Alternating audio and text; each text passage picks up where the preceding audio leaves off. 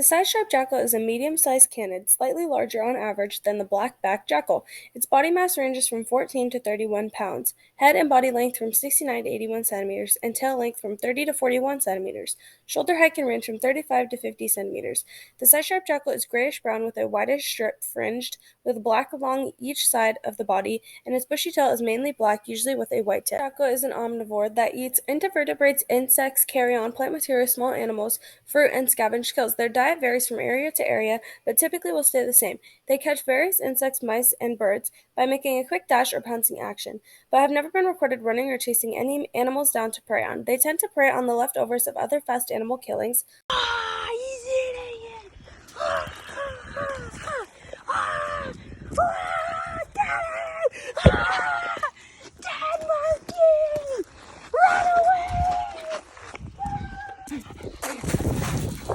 He's found leftovers! Musa! Now put it in his mouth. He's eating the leftovers! Strictly nocturnal. They typically live singly or in pairs. They have been known to form packs of up to 6 members. Packs of up to 8 or 12 are possible, but are extremely rare. Areas with larger food supply typically have larger groups. Most environments, they live on their own or in pairs. Mating pairs are very territorial and are known to mark and defend boundaries of their territory.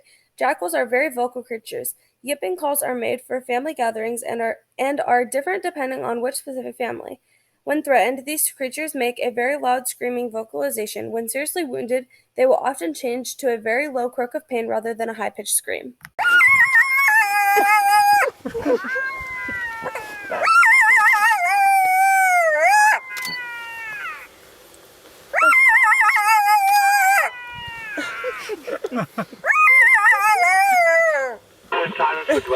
Just sits into his neighbor over there. Is he doing this show for us? I know, right? That's so cute. There we go again. The jackal sits somewhere between the red fox and the Australian dingo in terms of shape and size. The average side-striped jackal of both sexes weighs 7 to 12 kilograms and stands 40 centimeters tall. They were all classified within the canines, which also includes wolves and domestic dogs, but recent DNA studies have shown them to be part of different groups. In other words, they are close relatives. They have the same evolutionary relationships as the one between lions and cougars. Scientists know very little about their evolutionary origin. Until now, it was thought that Yukon devisi, a North American canid that lived between 10 million and 5 million years ago, was the common ancestor of all wolves, jackals, and coyotes. The family Canidae is a very common group of carnivores, which included dogs, wolves, jackals, and foxes. It originated more than 35 million years ago in North America and migrated to the rest of the planet only about 7.5 million years ago. The jackal lives in Central and Southern Africa in woodland and scrub areas. They live both solitary and in family groups. They typically live in moist environments. They can live in many different habitats such as moist wooded areas, savannas and thickets, marshets, bushlands, grasslands, swamps, and mountainous areas up to 2,700 meters. They are commonly seen in civilized areas and have been seen numerous times crossing major highways. Wild jackal has been spotted in the forest. There we are. Look at the jackal. The wild jackal. In the forest. All on his own. Jackals travel alone.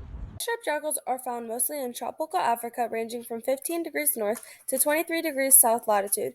Their most common environments are in moist wooded areas, up to an elevation of 8,858 feet. Side-striped jackals are prey to leopards, hyenas, and eagles. For small pups, eagles are the biggest predator and treat to these babies.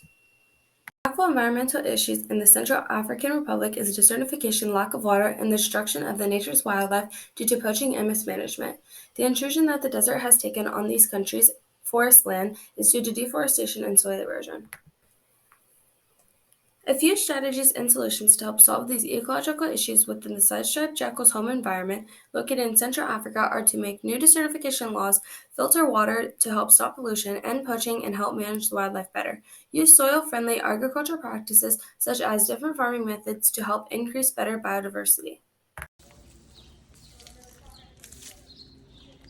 This dog has searched long and hard for a sip of water. If only he could find something to drink. If only he could find just a taste of water. What is the jackal's food chain?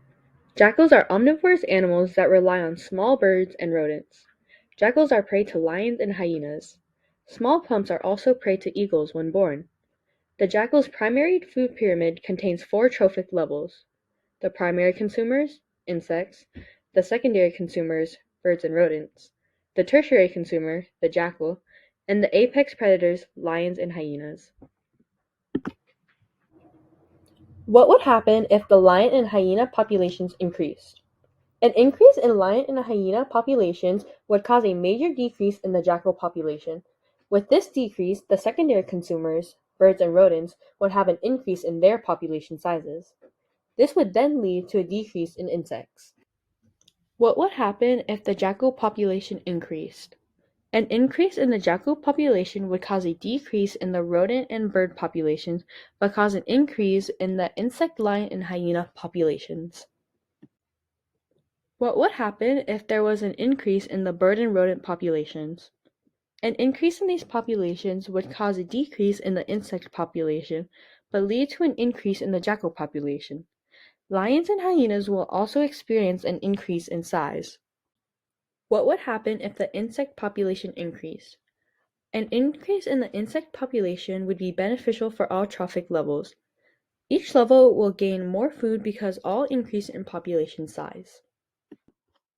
What is a side-striped jackal's niche? A jackal is a small to medium-sized canine found in Africa, Asia, and southeastern Europe. Jackals are similar to the African ecological niche as coyotes are in North America. They play a very important role in their ecosystem's food chain by consistently feeding on the leftovers of bigger animals and helping mend the ecosystem of dead animal carcasses left over. How would a decline in apex predators affect the others? A decline in lions or hyenas would cause an increase in jackals, therefore decreasing the amount of birds, resulting in an increase of insects. How would a decrease in the jackal population affect the others? A decrease in jackals would cause a decrease in lions and hyenas, but would cause for an increase in birds, leaving the insect population to decline. Decrease in the bird and rodent population affect the others. A decrease in birds and rodents would result in a decrease in both the jackal and lion hyena populations, but create an increase in the insect population. How would a decrease in the insect population affect the others? A decrease in the insect population would cause for the fall in all the trophic levels. Each level would decrease. A decline in any population would need for the other populations to forage for other food to be able to survive and stable itself. Emigration and immigration. If the jackal were to leave its ecosystem, other organisms that eat animal carcasses would have more food. Birds and rodents populations would have an increase in their population with one less predator gone. Since the jackal's environment is in Africa, it causes for the weather to play a big part in its life. Africa continues to get much less rainfall as the years go on. The lack of rain creates problems for plants trying to grow.